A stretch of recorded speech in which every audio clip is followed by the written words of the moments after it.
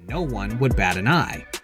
Alongside of him was one of the most underrated players of all time. Yeah, everyone forgets Finals MVP Joe D. Joe Dumars. This guy had a solid handle of the basketball and was one of the all-time great perimeter defenders. And MJ, well, you're probably about to say it. In fact, on multiple occasions, Michael Jordan has referred to him as the best perimeter defender he's ever faced. That's why Johnny's my dog. At small forward, they had... All right, welcome back to the show, everybody. Hope you all having a good day so far. So I went back to the members section and I took a look at the playlist, and this is the next one up, you guys. I didn't actually even look at the thumbnail, so I have no idea what the context is in here, but that's kind of cool. Let's go in absolutely blind. This one is from Johnny Arnett, and it's titled "The Deepest Team in NBA History." And let's do a reaction to it, guys. If you don't know about Johnny Arnett, check out his channel. The link is going to be down below in the description of this video. Highly recommend it. I assume most of you guys are already subscribed to his channel anyways, but in case you're not, link is down there. Johnny, if you happen to watch this, shout out to you, my brother, man. I hope you're doing well. And everybody, shout out to members. I appreciate you guys. Like the video, and let's get right on with it. To Isaiah and his Bad Boy Pistons, I don't think there's ever been a more physical team than them. Okay. They impose their will on you. Right. They beat you up, man. Right. And if you flinched, it was over for you. Right. They could do things very few teams could do. They can be physical, and then they had that three-headed monster, Isaiah, Joe Dumars, and Vinnie Johnson. Right. You couldn't do nothing. When Vinnie got cooking. And I'm not even talking about John Sally and Rodman. They had Mahorn, the first year Lambert. That's right. Yeah, Mahorn. Was it tough to play against it? Of course. Right. But, give them credit. They won back-to-back championships. Correct. I never take anything away from a champion. Right. And so they proved that style could win. Right. And they won with it. And so give them credit. And they, to me, one of the greatest teams as well. Because defensively, I don't know if we've seen a better team than the Pistons. Yeah, it's true. And that was one frustrating thing looking back with that team. They were the best defensive team in the league. So to go up that level and make it a little dirty kind of sucked. But, But it doesn't suck nearly as bad as this intro.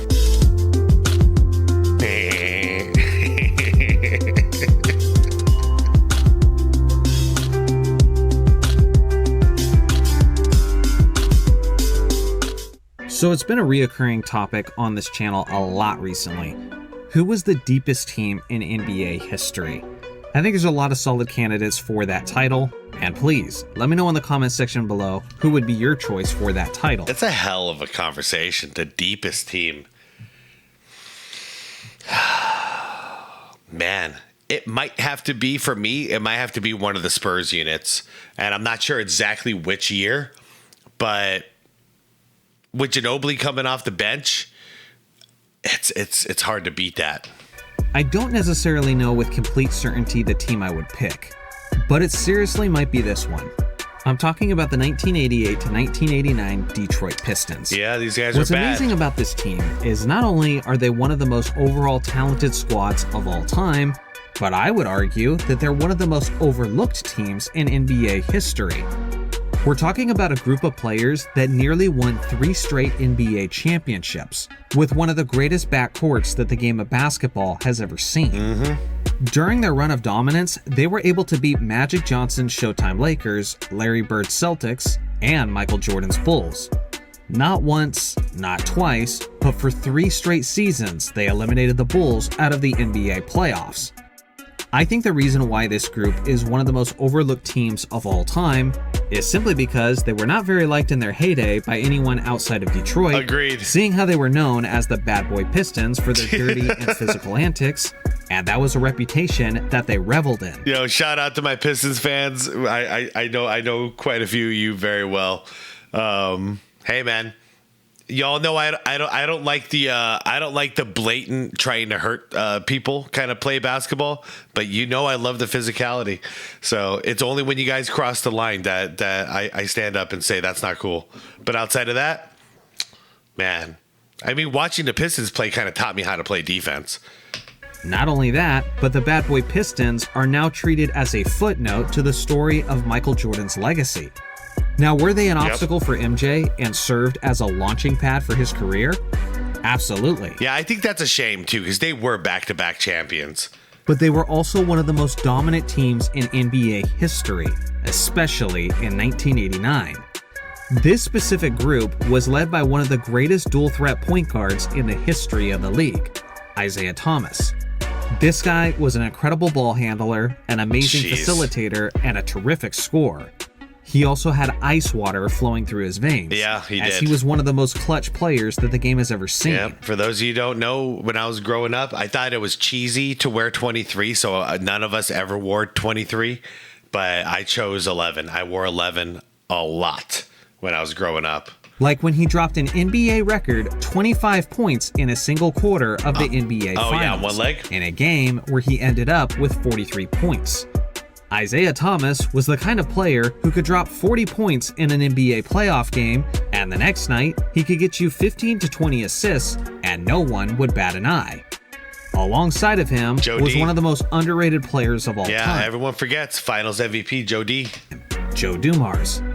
This guy had a solid handle of the basketball and was one of the all-time great perimeter defenders. And MJ, well, you're probably about to say it. In fact, on multiple occasions, Michael Jordan has referred to him as the best perimeter defender he's ever faced. That's why Johnny's my dog. At small forward, they had a lethal scoring wing known as Mark Aguirre. Just before he had joined the Detroit Pistons, he was the leader of the Dallas Mavericks, as he was averaging nearly 30 points per game for that group. And somehow, similar to guys like Alex English and Adrian Dantley, he has seemed to be lost and forgotten in history, despite being one of the best scorers of his era. At power forward, they had the enforcer, Rick Mahorn, who was not just a solid rebounder, but a guy who was a major part of their physical identity. Yeah, he was their Charles Oakley. And at center was one of the most famous villains in NBA history, Bill Laimbeer. Despite his notorious nicknames and reputation, he was known in his day for being a lot more than just a mean player. Laimbeer was one of the first stretch 5 centers of the NBA. He was also a guy who was frequently among the league leaders in rebounds, and he was a fantastic passer, and more specifically, a fantastic outlet passer. Coming off the bench, they had several guys who were capable of being a 6th Man of the Year winner. The guy who was usually their 6th man was known as Vinny the Microwave Johnson. Yes, sir. The reason they called him the Microwave is because of how quickly he could heat up, as he was a fantastic scoring spark plug for this team. The next off the bench was a back-to-back Defensive Player of the Year winner in Dennis Rodman. And how many times did he win the rebound? Whatever. What do you even call that? You know what I mean? How many times did he lead the league in rebounding? And at this point of his career, he was much leaner, but very strong and very quick. During his days with the Bulls, he was known for guarding guys like Charles Barkley, Karl Malone, and Shaquille O'Neal. Yep. But at this point of his career, he was more commonly assigned to guys like Magic Johnson, Scottie Pippen, and even occasionally Michael Jordan. Then their 8th man in the rotation was the 7'1" center, James Edwards, who was a guy who averaged as high as 17 points per game during his career. Shout out to my moms. You remember you called this guy Buddha? This guy was a quality scoring option and would certainly be a starter on the vast majority of teams. But on this group, he was just their 3rd most important big man. And then the 9th man in their rotation was the 6'11" John Salley, who was only at the age of 24 and was in the middle of the prime of his career. You're right, Johnny. All these guys coming off the bench could have been starters anywhere else. He wasn't a star player by any means, but he always played with hustle, heart, and energy, and was a quality role player, even though he was one of the last guys off the bench. As I mentioned before, this team was stupid deep and had basically everything on their roster. From scorers, to passers, to defenders, to rebounders, there was basically no style of basketball that they couldn't play and excel in. Throughout the 1988 to 1989 regular season, they finished with a 63-19 record. They swept the Boston Celtics out of the first round 3-0. Then in the semifinals, they swept a very talented Milwaukee Bucks team 4-0. Then in the Eastern Conference Finals, they took out Michael Jordan and Scottie Pippen in 6 games. And then, against the defending champion Los Angeles Lakers in the NBA Finals, who were previously undefeated in the Western Conference playoffs, they swept them as well, 4-0, meaning they had a 15-2 record throughout the entirety of the postseason. That's crazy. As they secured their championship. I mean, outside of the Lakers, what was that, 01, I think it was, when they went 16-1? This got to be up there as one of the top. Not only is this team ridiculously underrated and overlooked, but they should even be in the argument for the greatest team in NBA history. The way that the passage of time has treated them is honestly a travesty. Unless, of course, you believe they deserved it for their antics on the court. And a lot of people would argue as much. So what do you guys think? Are the 1989 Detroit Pistons the deepest team in NBA history? And if not, what is a team that was deeper than them? I look forward to hearing your thoughts in the comment section below. I mean, shout out to the members as always for supporting this. Absolutely, man. Great video. I mean, outside of like the Spurs, it's hard for me to really think, because even like the 96 Bulls, I can't say they were the deepest team, like, because the real quality coming off the bench was Tony Kukoc, but then after that, I mean, got Bill Wennington, I mean, Steve Kerr, you could say, but he was kind of a liability on defense, especially back then. Then you got like Judd Bushler and like Randy Brown and stuff, you know, like not the greatest players, but I think this Pistons team or like one of the Spurs teams is what I gotta go with. But do they deserve to be a footnote in Jordan's career? No, but I think Isaiah Thomas, I think he ruined it, man, because since Isaiah Thomas retired, all he ever talks about is Jordan. You know what I mean? So like by association, anybody who didn't live that era, they see Isaiah as just a Jordan hater and a guy who calls Jordan out all the time. So by association, he is directly associating himself with Michael Jordan, as opposed to talking about, you know, the back-to-back champion Bad Boy Pistons. He should be talking about his accomplishments more and less about Michael Jordan and how Michael Jordan feels. That's just the way I feel about the whole thing. So in other words, I feel like he's causing some on his own.